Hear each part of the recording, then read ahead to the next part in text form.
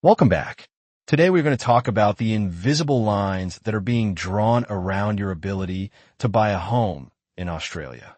Let me start with a story. Yesterday morning, my phone rang. It was early. Coffee hadn't even kicked in yet. It was a client of mine. Let's call her Linda. Now, Linda is usually calm.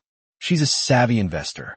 In fact, earlier this month, she signed a contract for an investment property, about $700,000. Settlement is scheduled for next week. But yesterday, she wasn't calm. She was breathless. She sent me a screenshot of a news article with a headline that looked like it was screaming at her. The headline was about APRA, the Australian Prudential Regulation Authority, and a major crackdown on lending. She said, "Is this it? Is this 2017 all over again? Am I buying at the peak right before a crash?" She was referencing a very specific trauma in the Australian property psyche. Back in 2017, APRA stepped in to limit interest-only loans and investment lending. We all remember what happened next. That credit tightening, combined with reduced supply, triggered a sharp decline in prices from late 2017 through 2018. It was a meltdown that, in terms of speed and depth, was actually more severe than the correction we saw recently when interest rates started hiking in 2022. So, Linda sees the acronym APRA, she sees new limits, and she thinks crash. If you saw those headlines this week and felt that same knot in your stomach, this episode is for you. Because the reality of what just happened is far more nuanced and, frankly, far more interesting than the market crash clickbait suggests. Today, we're going to dissect APRA's new debt-to-income limits. We're going to look at the speed limit analogy that explains why this is happening. We're going to talk about a theoretical speculator named George to understand the banking game. And we're going to look at the unintended social consequences that no one is talking about. Part 1. The new rules of engagement. So, what exactly did the regulator announce on November 27th? For the first time in Australian history, APRA is imposing a hard limit on debt-to-income ratios, or DTI, for housing loans. Now, when you walk into a bank to apply for a mortgage, they look at many things. But one of the key metrics is your DTI, your total debt versus your gross annual income. Historically, a high DTI is considered risky because it means you are earning relatively less compared to the massive debt you are servicing. Up until now, there were no hard limits on this. Banks had serviceability buffers, sure, but no hard ceiling. That changes on February 1st, 2026. From that date, APRA is mandating that banks must limit new home loans with a debt-to-income ratio of 6 or higher to no more than 20% of their total new mortgage lending. Let's break that math down. A ratio of 6 means if you earn the average taxable income of about $75,000, your loan cap under this metric is $450,000. If you earn $100,000, it's $600,000. In cities like Sydney or Melbourne, $450,000 barely gets you a parking spot, let alone a house. But here's the critical detail that Linda missed in her panic. This is not a ban. APRA is not saying banks cannot write loans over 6 times your income. They're saying they can only do it sometimes. Specifically, out of every $100 they lend, only $20 can go to these high-debt borrowers. Crucially, this limit applies separately to investors and owner-occupiers. This is smart policy design. It means banks can't group everyone into one pool. They can't use up their 20% allowance entirely on investors and leave families out to dry, or vice versa. Each category has its own 20% cap. Also, there are exemptions. If you're getting a bridging loan because you're swapping houses, you're exempt. If you're taking out a loan to construct a new home, adding to the housing supply, you are exempt. So, we have a start date, February 2026. We have a rule, cap high-risk loans at 20%. But this leads to the million-dollar question. Will this crash the market? Part 2, the speed limit paradox. To answer that, we have to look at the data, not the headlines. And the data tells a very surprising story. If we look at the current lending landscape in Australia, the proportion of loans that are currently being written above this 6 times income ratio is actually quite low. In the investment space, the number of loans exceeding this threshold is currently less than 10%. For owner-occupiers, it's even lower, sitting around 3%. Let that sink in for a second. The regulator is setting a limit of 20%, but the market is currently operating at roughly 3% to 10%. This brings me to a brilliant analogy that I want to share with you. Imagine a car manufacturer, let's say Toyota, hold a massive press conference. They announce with great fanfare, "We are installing a speed limiter on all our new cars. No car will be allowed to travel faster than 200 kilometers per hour." But then you look at the highways. The speed limit is 110, maybe 120 on a good day. Most people are driving at 100 or 110. So, if everyone is driving at 110 and you set a cap at 200, does it change the speed of traffic? No, it changes absolutely nothing. So why is APRA doing it? Are they incompetent? Are they wasting their time? No, they're playing the long game. This is what we call a preventative policy. The goal isn't to slow down the traffic today.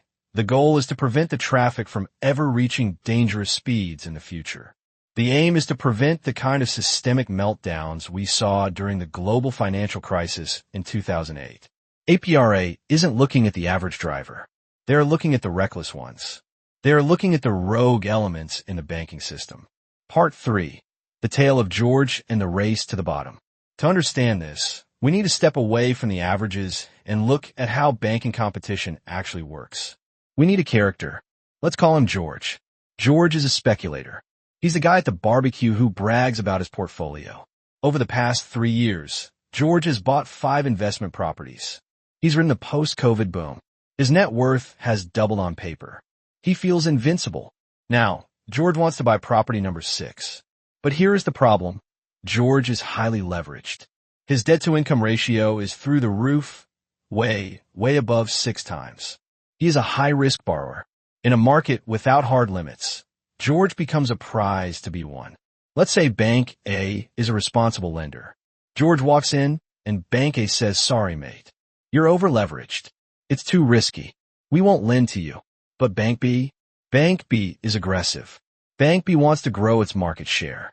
They see George and think he's got assets. He's a generic high-growth client. Let's do it. So Bank B gives him the loan. What happens next is a classic case of Gresham's law. Bad behavior drives out good behavior. Bank A sees Bank B making huge profits from clients like George. The shareholders of Bank A get angry. They say, "Why is Bank B beating us? Why are we losing customers?" So, Bank A lowers its standards. Then Bank C lowers theirs. Suddenly, you have a race to the bottom. Today they accept 6x leverage. Tomorrow, to beat the competition, they accept 8x. Next week, 10x. This is how bubbles form. This is how systemic risk builds up. If the wind changes, if rates rise, or the economy slows, all those George explode at once, dragging the banks down with them. This is what APRA is stopping. By drawing this 20% hard line, APRA is setting a floor for competition.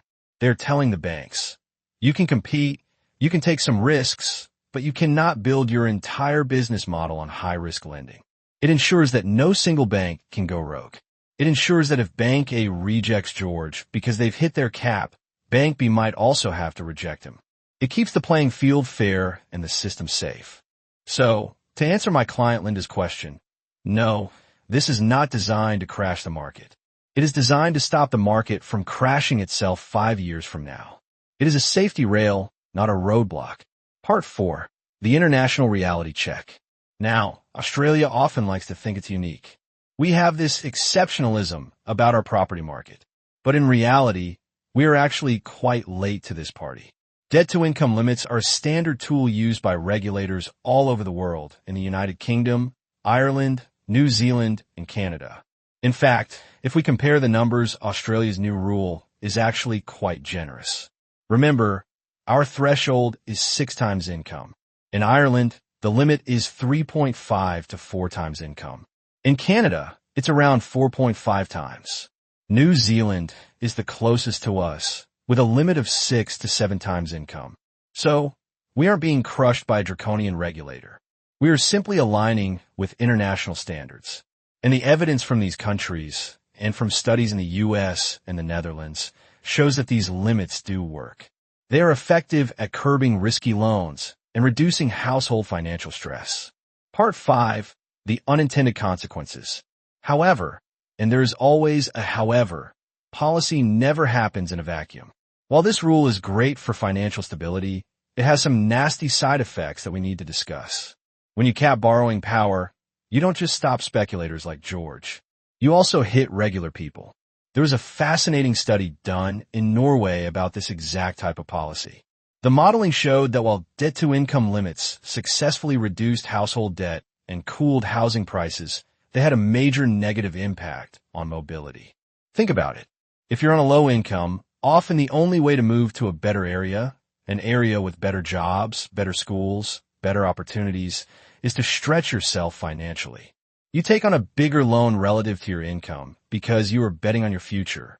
But if the regulator says, no, you cannot borrow more than 6 times your income, you are stuck. You can't move. You are trapped in your current location. This lack of mobility creates inequality. It stops people from accessing better opportunities.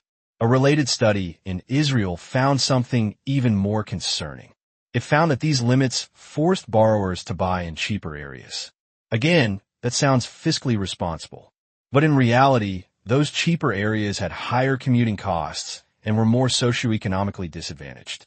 So, the policy effectively gentrified the good areas and forced lower-income borrowers into the bad areas, widening the gap between the rich and the poor. This is the balancing act APRA is playing. There's also a weird contradiction with our own government policy right now. The federal labor government has expanded the 5% deposit scheme. This scheme is designed to help first-home buyers get into the market with a tiny deposit. But mathematically, a smaller deposit usually means you need a larger loan to buy the same house. So, on one hand, the government is saying, here, take a bigger loan so you can buy a house. And on the other hand, APRA is saying, whoa, that loan is too big compared to your income. We might not allow it. It creates a confusing landscape for first-home buyers. Part 6. The verdict, welding the door shut. So where does this leave us? And what about the future? There's another analogy from the commentary that I think sums this up perfectly. It's the concept of welding the car door shut. Imagine the property market is a bus. When a loophole exists like unlimited high-DTI lending, the door to the bus is wide open. Speculators like George jump on. First home buyers squeeze on. It's crowded, it's chaotic, but people are getting on board. Eventually, the bus gets too full. It becomes dangerous. So, the regulator steps in and says enough. They weld the door shut. Is this policy good or bad? Well, as the saying goes, where you stand depends on where you sit. If you're already on the bus, if you already own property, you probably support this. You want the bus to be safe. You don't want the bus to crash. You want your asset values to be protected from a systemic meltdown. But if you're standing on the curb trying to get on, if you're a young person who is planning to stretch your finances to get that first foothold, the door might have just been slammed in your face. For the banks, this will change their behavior. APRA expects some banks to hit these limits in the near future. This means banks will become much more selective. They won't waste their precious 20% allowance on just anyone.